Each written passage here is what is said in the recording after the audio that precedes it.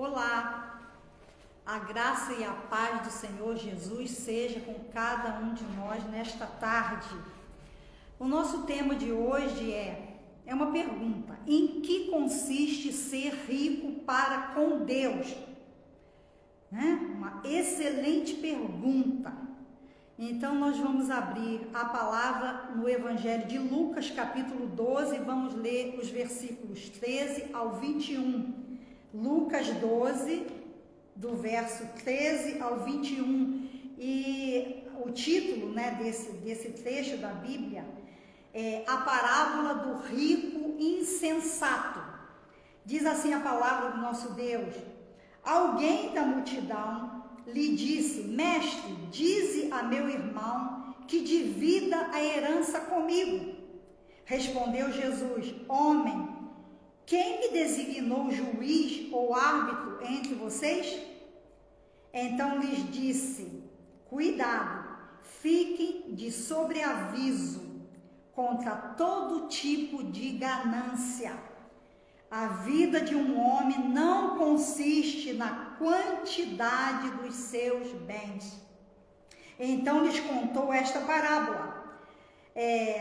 A terra de certo homem rico produziu muito. Ele pensou consigo mesmo: o que vou fazer? O que vou fazer? Não tenho onde armazenar minha colheita. Então disse: já sei o que vou fazer. Vou derrubar os meus celeiros e construir outros maiores, e ali guardarei toda a minha safra e todos os meus bens. E direi a mim mesmo: você tem grande quantidade de bens armazenados para muitos anos. Descanse, coma, beba e alegre-se. Contudo, Deus lhe disse: insensato, esta mesma noite a sua vida lhe será exigida. Então, quem ficará com o que você preparou? Uma outra versão diz: quem ficará com o que você ajuntou? Assim acontece com quem guarda para si riquezas, mas não é rico para com Deus. Olha que parábola muito interessante. Eu penso que é daqueles textos da Bíblia que às vezes nós lemos e seguimos adiante, e às vezes não paramos para considerar a quantidade de lições que há nesse texto, nesse texto. Há muitas lições. E Deus, portanto, essa semana, orando e buscando ao Senhor a palavra para a nossa meditação nesta tarde, eu realmente senti uma forte convicção no meu coração que esta era a palavra. Então eu vou novamente repetir a pergunta, em que consiste ser rico para com Deus?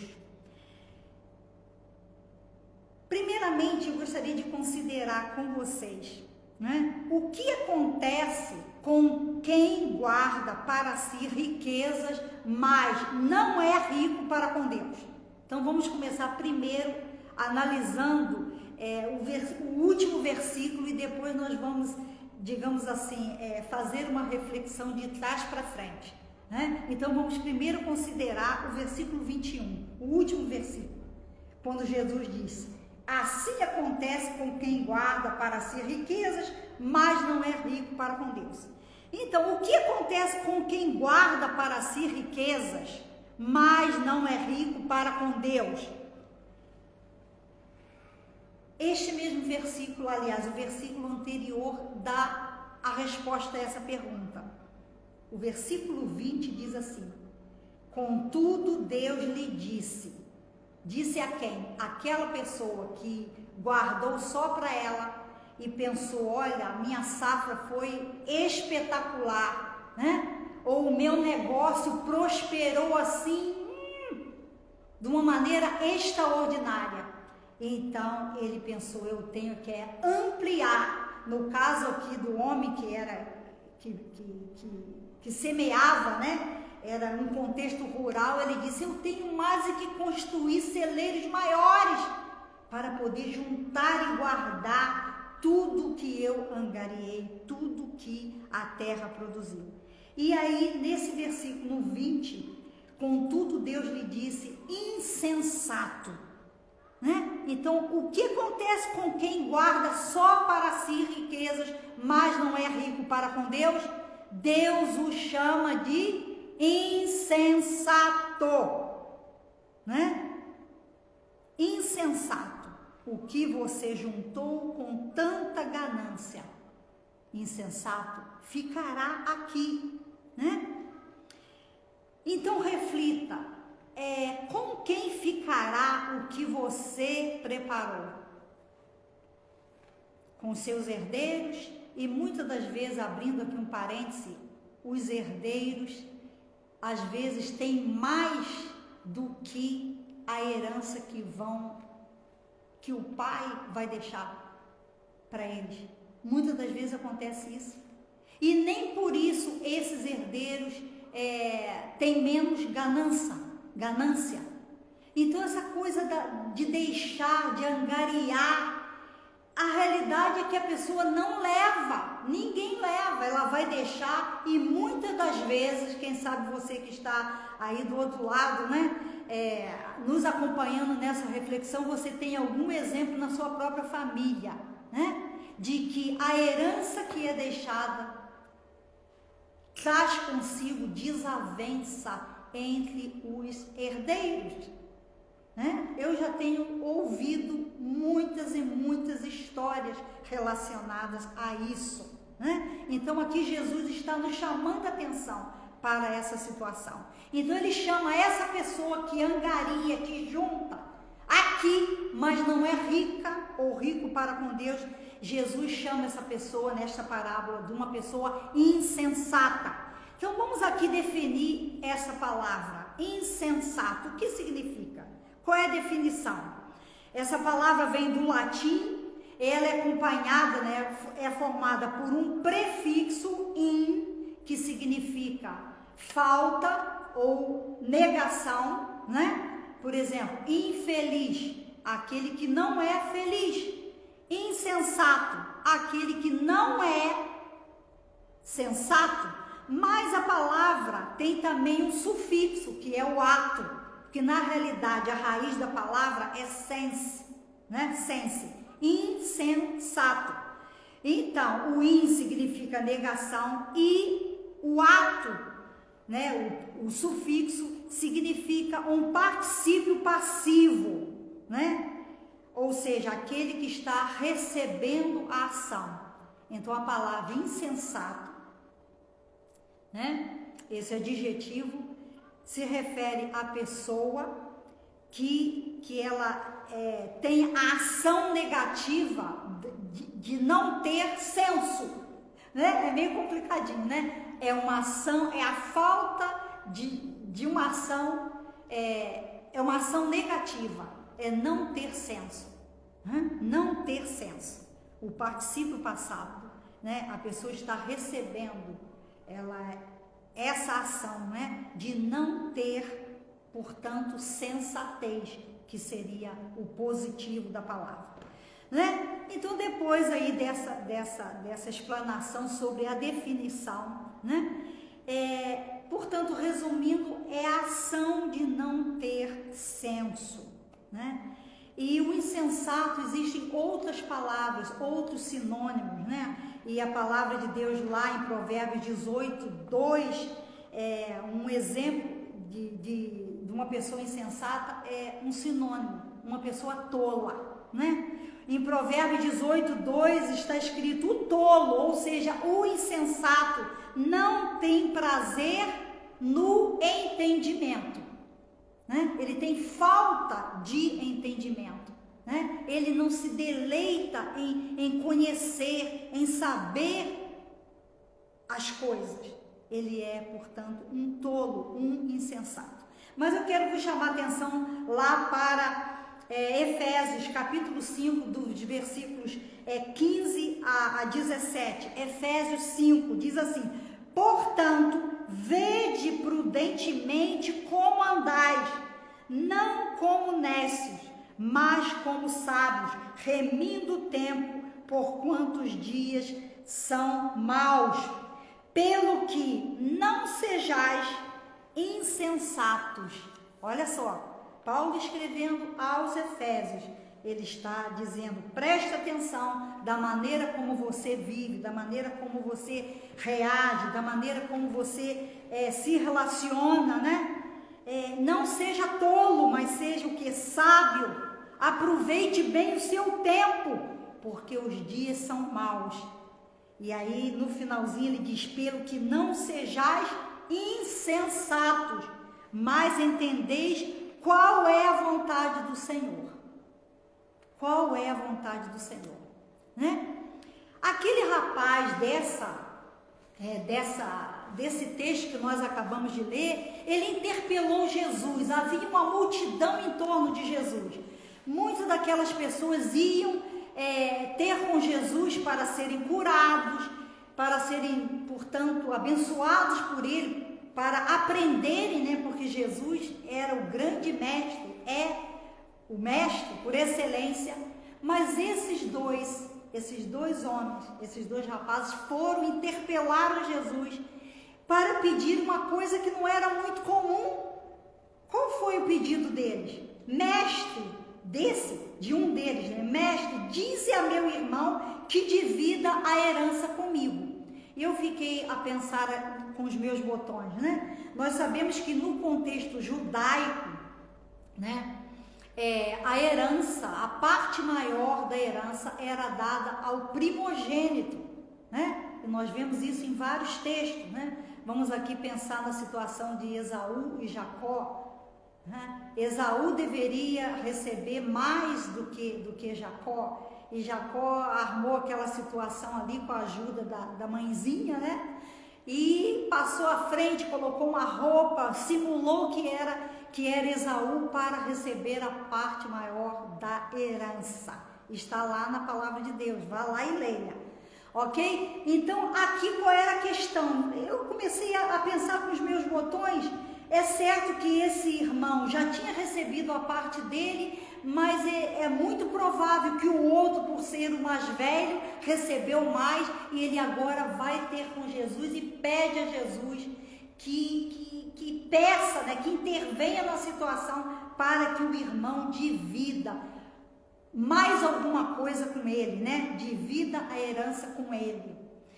Ok, isso aí era o contexto. Mas o que acontece? Jesus vira-se para ele e diz o seguinte, olha, Jesus não foi, ele fez aqui uma pergunta, homem, quem me designou juiz ou árbitro entre vocês? Então Jesus tomou dessa situação para chamar a atenção, porque ele olhou para o coração daquele rapaz, daquele homem, e ele detectou o quê? A raiz. Qual era a questão ali que estava no seu coração? Uma coisa chamada ganância. Ganância. Então ele disse, cuidado, fiquem sobre aviso contra todo tipo de ganância. A vida de um homem não consiste na quantidade dos seus bens. Pense nisso, reflita nisso, né? O seu valor não está na quantidade de bem que você tem, né? É o que Jesus disse, nós precisamos atentar para isso. Na realidade, as riquezas não pertencem aos homens, né? Por quê? Somos apenas administradores, né? O proprietário de tudo aquilo que nós temos aqui na terra, o proprietário na realidade é Deus. Temos que entender isso, perceber isso. Por que nós não somos proprietários? Porque no momento que formos chamados à presença de Deus, nós não levamos nada. Nós não levamos nada. Então é a maior prova de que aquilo não nos pertence. Portanto, ser rico para com Deus é juntar tesouro lá, na presença dele e não aqui. Aí como é isso? Como é que eu junto tesouro lá?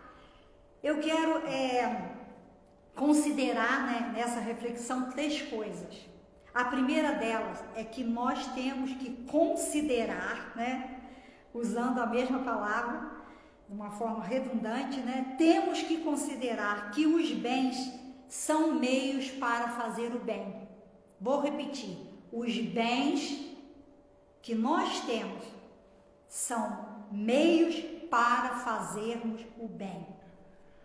É dessa maneira que Deus pensa e é assim que Deus quer, é assim que Deus deseja. Quem não assumir esta mentalidade fará destes bens materiais o seu Deus. Deus com letra minúscula. Lá em 1 Timóteo 6:10, né? Paulo escrevendo a Timóteo, ele diz assim: o amor ao dinheiro é a raiz de alguns males? Não. Ele diz: o amor ao dinheiro é a raiz de todos os males. É mal termos dinheiro? É pecado termos recursos materiais? Não. Mas a questão está no amor que nós colocamos naquilo que temos. E é isso que Jesus procura nos ensinar. E ele usou essa situação daquele rapaz que foi pedir a ele que interpelasse o irmão para que dividisse a herança. Jesus olhou no coração daquele homem, daquele rapaz, e ele viu o quê? Ganância. Ganância. Então não deve existir ganância nos nossos corações. Quando existe a ganância, significa que nós estamos colocando que o nosso amor naqueles bens materiais, no dinheiro que nós temos, e isso não agrada a Deus. O amor ao dinheiro é a raiz de todos os males, não é de um mal, de todos os males, né? Outro texto aqui que vai nos ajudar também a que o Espírito Santo esteja usando esta palavra para nos exortar, para nos advertir, né, sobre esse perigo. É Mateus 6:24. Jesus disse: ninguém pode servir a dois senhores, pois odiará um e amará o outro, ou se dedicará a um e desprezará o outro. Na prática, nós vemos que isso acontece com muita facilidade, quando as pessoas começam a colocar o dinheiro à frente, né? O mais importante é ter, o mais importante é correr atrás do dinheiro. Eu tenho que correr atrás disso, do dinheiro, do recurso. E aí a pessoa começa a deixar Deus de lado, começa a deixar a obra de Deus de lado. Ela já não tem mais tempo para vir à igreja, porque é só trabalhar, trabalhar, trabalhar e angariar mais e mais e mais. E é uma ilusão.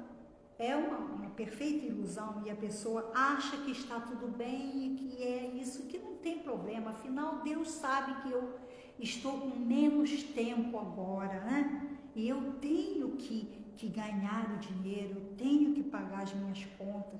É verdade, meus amados, meus queridos, temos que pagar as nossas contas, é verdade. Mas temos que estar atentos para isso. Se não estamos nesse impasse, né, de tentarmos agradar a dois senhores, né? Vocês não podem servir a Deus e ao dinheiro. Está claro lá, Mateus 6:24. E a minha oração é que o Espírito Santo de Deus esteja falando aos nossos corações, para não continuarmos aliciados, né? Envolvidos nisso, nesse emaranhado, nessa armadilha, né, que muitas das vezes o inimigo coloca nas nossas vidas. O amor ao dinheiro vai corroendo o coração da pessoa, cria um vazio ao redor dela e desumaniza o seu coração completamente. A pessoa vai perdendo o interesse por pessoas, pelo bem-estar das pessoas, até mesmo de entes queridos, de familiares, por amor ao dinheiro, por ganância. E nós vemos que os pronomes que a pessoa usa, está aqui claro nesse texto. Olha o que esse homem vamos aqui analisar, aqui, olha só. Ele disse assim, então disse, já sei o que vou fazer. O que está subentendido? Já sei o que eu vou fazer. Eu vou derrubar os meus celeiros.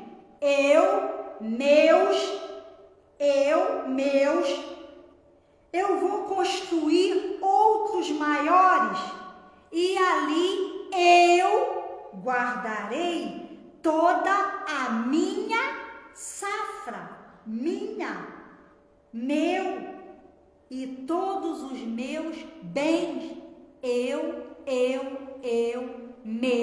meu, minha safra, meus bens.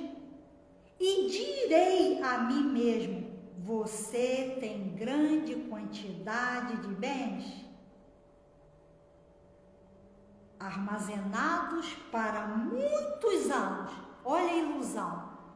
Ele achava que ele era dono da sua vida e que por ter muitos recursos, muito dinheiro, muitos bens guardados, ele viveria muitos anos. Muito.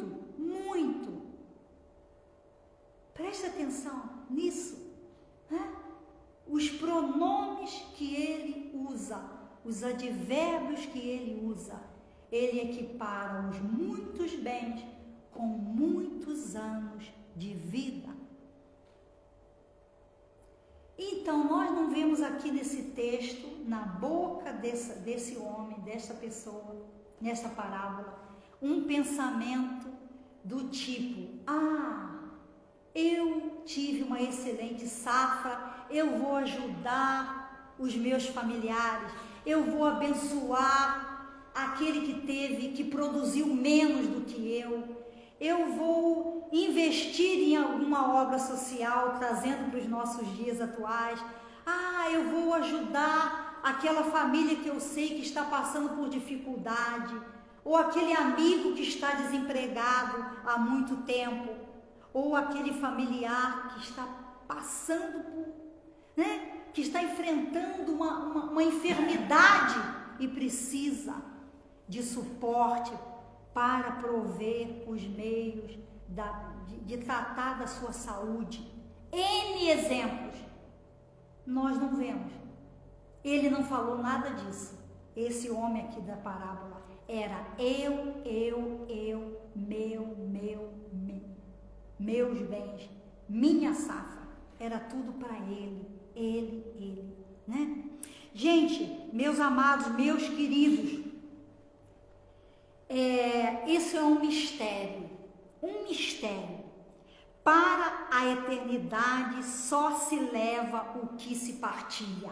Eu vou repetir, é um mistério isso.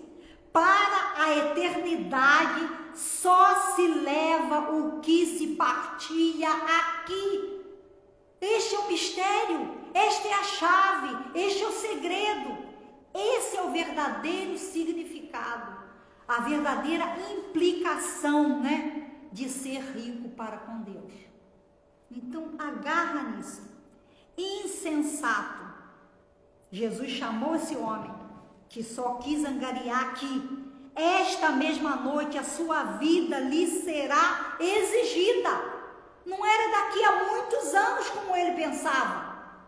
Mas Jesus disse, olha, insensato, porque esta mesma noite a sua vida lhe será exigida. Nós não sabemos, quando o Senhor vai nos chamar, Então, aqui a pergunta, quem ficará com o que você preparou?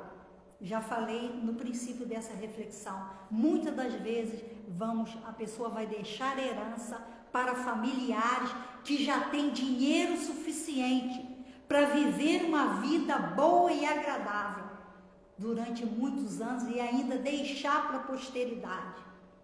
Então, gente, não vale a pena sermos gananciosos, tão simples quanto isso, A segunda coisa que eu quero partilhar, deixar aqui com vocês, conosco, você só junta lá quando você se desapega aqui, né? Você só junta lá quando se desapega aqui. E uma forma de desapegarmos é sermos generosos, né? Desapegar, seja generoso, seja generoso. Paulo, ao se despedir dos irmãos em Éfeso, ele recomendou, ele disse assim, está lá em Atos 20:35. Atos 20:35, se você quiser abrir, diz assim: tenho-vos mostrado em tudo que, trabalhando assim, é necessário recorrer os necessitados e recordar as palavras do próprio Senhor Jesus, que disse: mais bem-aventurado é dar do que receber, né? Paulo então chamou a atenção lá da igreja em Éfeso, que eles deveriam ajudar os necessitados, socorrer aqueles que estavam passando por grande dificuldade. Nós tivemos aí uma pandemia, quantas pessoas necessitadas, né? Foi uma grande oportunidade de nós exercermos misericórdia individualmente, pessoalmente, no aspecto de igreja, né? Como igreja, muita coisa foi feita, glória a Deus por isso. Nós aqui fizemos também várias coisas para socorrer e ajudar. E a igreja continua fazendo, né? A Igreja do Nazareno tem uma obra missionária ao redor do mundo, realmente grande, né? Faz-se muito pelas pessoas carenciadas, pelas pessoas em necessidade. E aqui na Escócia, aqui no Reino Unido, né, existe também muita obra social, glória a Deus por isso. Eu tenho certeza que em Portugal também no Brasil, mas mais e mais o Senhor está nos chamando a isso, né? A terceira coisa que eu quero, aliás, voltando aqui, um exemplo que nós vemos na Bíblia, né? O próprio Jesus também deu um outro exemplo, vou falar rapidinho, é a parábola do bom samaritano, né? É um exemplo para nós, ilustra muito bem o princípio da generosidade. Aquele homem passou, viu aquele outro ali que tinha sido roubado, que estava ali machucado, e ele pegou aquele homem, botou no seu animal e deixou lá numa estalagem e deu dinheiro. Disse: olha, cuida dele. E se isso não for suficiente, quando eu passar aqui de volta, eu pago, né, o que foi usado para o benefício, para o bem-estar dele, para o cuidado dele. O bom samaritano. Os outros dois que passaram tinham as suas posições, né? O sacerdote e o levita, mas não fizeram. Mas Jesus chamou a atenção. Aquele samaritano fez por aquele judeu. É um exemplo de generosidade. A terceira coisa para nós concluirmos. Na prática, como podemos desenvolver esta virtude? A virtude da generosidade. Na prática, já dei aqui alguns exemplos, mas eu quero focar um pouquinho num aspecto mesmo objetivo. Na igreja, trazendo o seu dízimo e a sua oferta. Ofertando para missões, né? Adotando ou sustentando uma criança em necessidade, num outro país, ou pode ser na sua área, né? Onde você vive. Existem N coisas que podem ser feitas, mas vamos falar aqui um pouquinho sobre o dízimo. O dízimo, né? Lá em Malaquias 3:10, o que está escrito: trazei todos os dízimos à casa do tesouro, para que haja mantimento na minha casa. Ponham-me à prova, diz o Senhor dos Exércitos, e vejam se não vou abrir as comportas dos céus e derramar sobre vocês tantas bênçãos que nem terão onde guardá-las, né? Impedirei que pragas devorem suas colheitas, e as videiras nos campos não perderão o seu fruto, diz o Senhor dos Exércitos. É Ele quem disse isso, é promessa dele, e Ele é fiel Ele não mente, né? Ele cumpre aquilo que ele promete. E ele diz no versículo 12: então todas as nações os chamarão felizes. Olha só, aonde a felicidade se esconde. Às vezes nós estamos procurando a felicidade, achando que vamos segurar esta felicidade, em angariar mais e mais.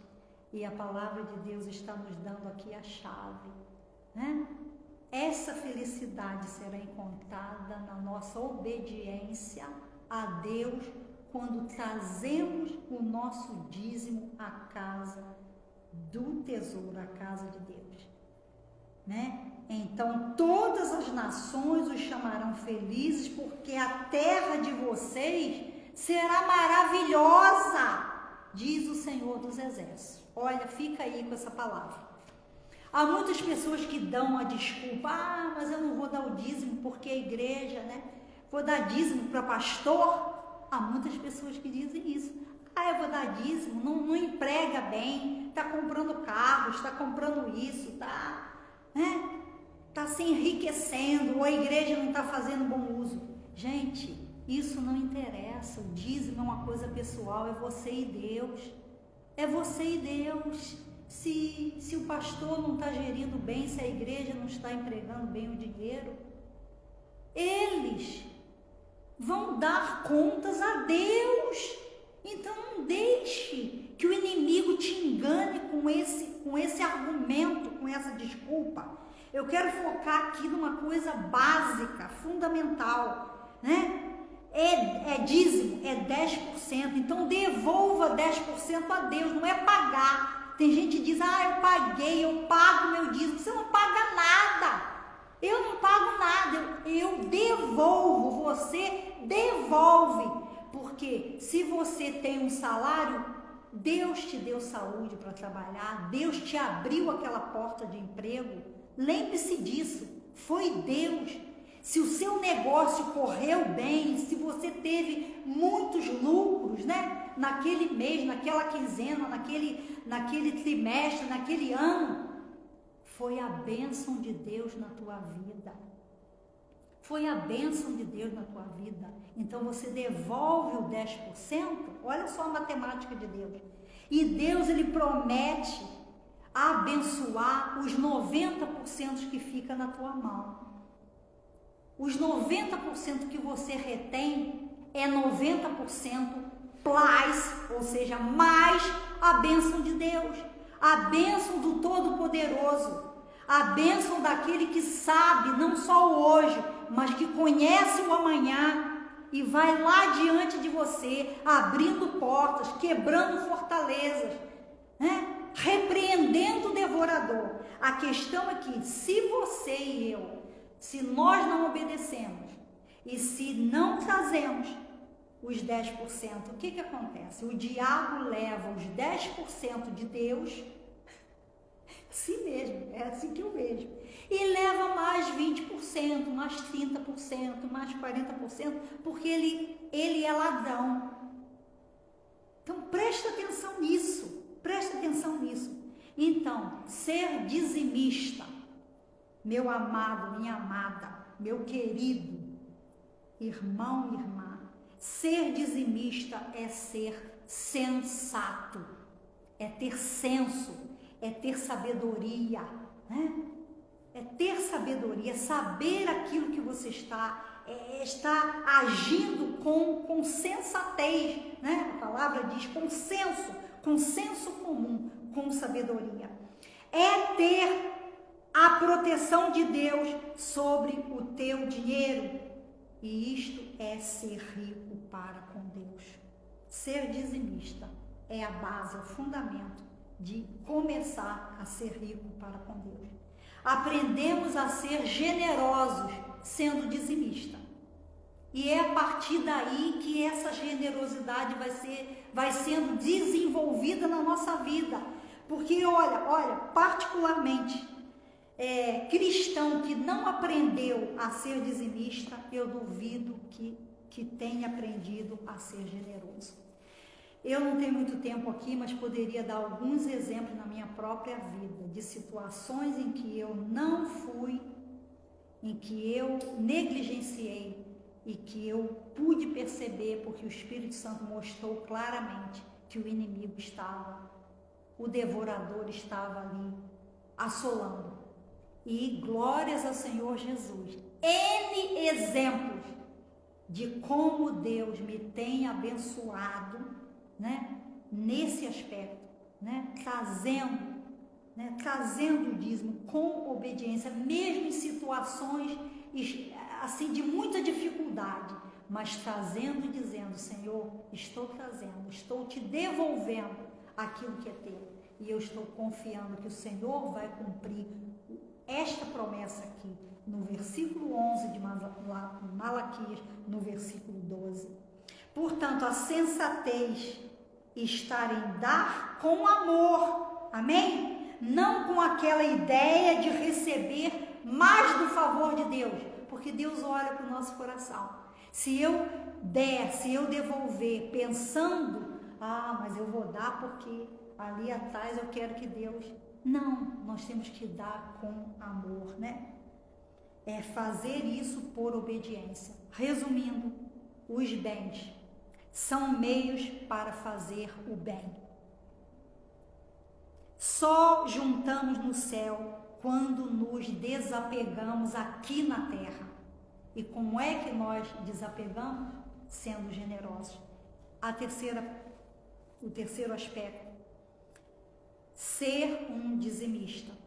Seja assim um dizimista. Passe a ser. Faça esse voto a Deus, né? Tome essa iniciativa. Seja corajoso, seja obediente. Seja um ofertante na obra de Deus, no reino de Deus. Amém? Isso é ser rico para com Deus. Isto é ser sensato. Amém? Amém. Glória a Deus por isso, né? Em que consiste ser rico para com Deus, né? É essa lição do Senhor para as nossas vidas. Eu desejo orar nesse momento.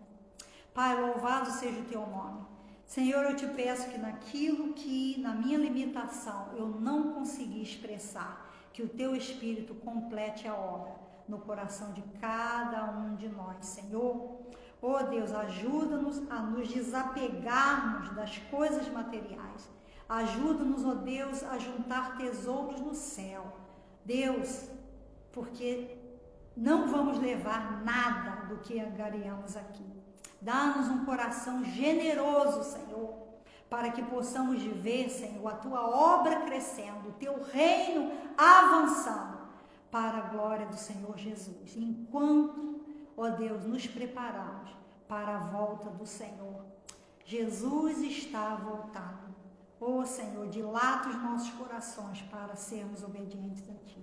No santo nome de Jesus. Amém. Abençoa-nos, Pai. Faz-nos prosperar segundo a Tua vontade para cada um de nós. No nome de Jesus. Amém. Tenha uma boa semana. Fique na paz do Senhor Jesus, tá? Desejo a você toda sorte de bênção espiritual.